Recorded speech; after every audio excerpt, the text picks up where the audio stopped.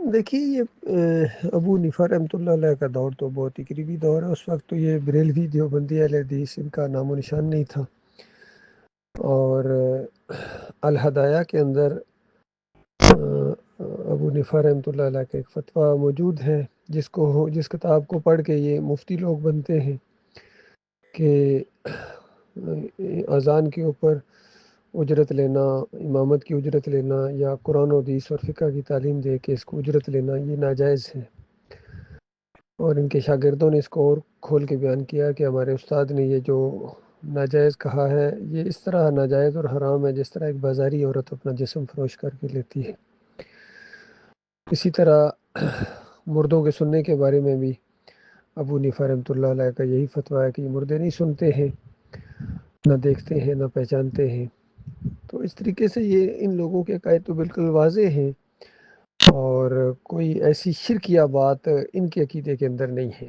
باقی محدثین جس انداز سے چیزیں لاتے ہیں، جب تک اس پر اپنا عقیدہ نہ لائیں ان کے بارے میں آپ کچھ نہیں کہہ سکتے، اور اگر عقیدہ بنا کے اس کی تشہیر کریں تو پھر وہ گرفت میں آئیں گے اگر وہ قرآن کے خلاف عقیدہ ہے۔ جس طرح احمد بن حنبل کے بارے میں آتا ہے کہ یہ انہوں نے اس جھوٹی روایتوں سے یہ عقیدہ بنا لیا کہ روح جو ہے وہ جسم کے اندر واپس آتی ہے، مردہ سنتا ہے، اجرت کے بھی یہ قائل رہے ہیں۔ تو یہ ساری چیزیں ان سے ثابت ہو گئی ہیں، اور ابن تیمیہ نے جو ان کے مناقب میں کتاب لکھی ہے اس میں بھی اس کا اظہار کیا کہ یہ مردوں کے سننے کا عقیدہ یہ احمد بن حنبل سے ضروریات دین کی طرح معلوم ہو گیا۔ اس طرح کی باتیں انہوں نے لکھی ہیں، تو یہ قرآن کے خلاف گئے ہیں، قرآن کے خلاف انہوں نے عقیدے بنائے ہیں۔ کتاب الروح پڑھے ابن قیم کی، تو ساری قبر پرستی کا مواد انہوں نے فراہم کر دیا ہے۔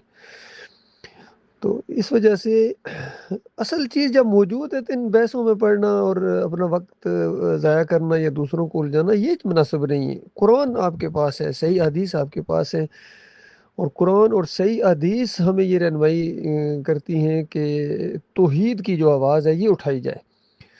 آج جس دور میں ہم پیدا ہو گئے، اصل میں یہ ایک بگڑی ہوئی مسلمان امت کے اندر ہم پیدا ہو گئے۔ اس میں ہمارا اختیار تو نہیں تھا، اللہ نے جب چاہا جس کو جہاں پیدا کیا، جس دور میں پیدا کیا، تو ہم نے اپنے ارد گرد میں جو ایک دین دیکھا تھا، قبوری دین، پیری مریدی والا دین، عرس اور میلوں والا دین، چادریں چڑھانا، یہ سب کچھ ہم نے اپنے ماحول کے اندر دیکھا ہے۔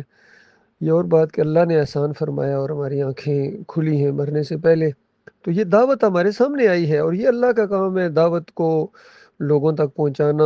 جس طریقے سے بھی اب یہ اور تیزی کے ساتھ یہ چیزیں پھیلتی جا رہی ہیں، سوشل میڈیا کے ذریعے ایسی ایسی باتیں انسان جان سکتا ہے، پھر چیٹ جی بی ٹی کے ذریعے یہ چیزیں آسان اور تیز ہو گئی ہیں، آپ کے کام میں معاون ثابت ہو رہی ہیں، لیکن آپ کا ایمان عقیدہ قرآن و حدیث کے مطابق رہے گا۔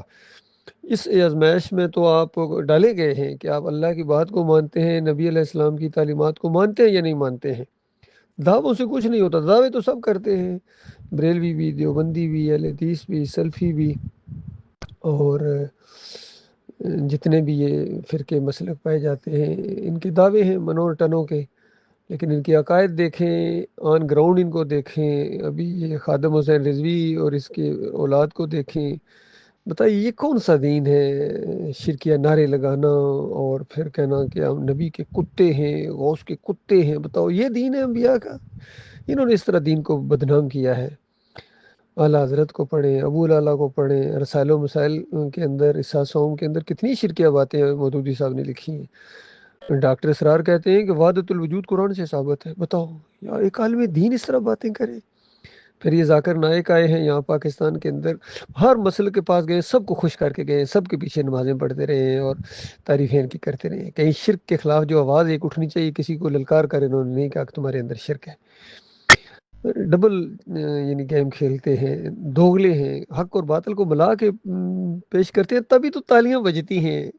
اگر صرف حق بات بیان کی جائے تو پھر پتھراؤ ہوتا ہے، جس طرح طائف میں ہوا تھا، اور لوگ مخالفت کرتے ہیں، تو اس سے یعنی کون اتنے بڑے پہاڑ سے ٹکر لے؟ یہ نہیں لے سکتے ہیں۔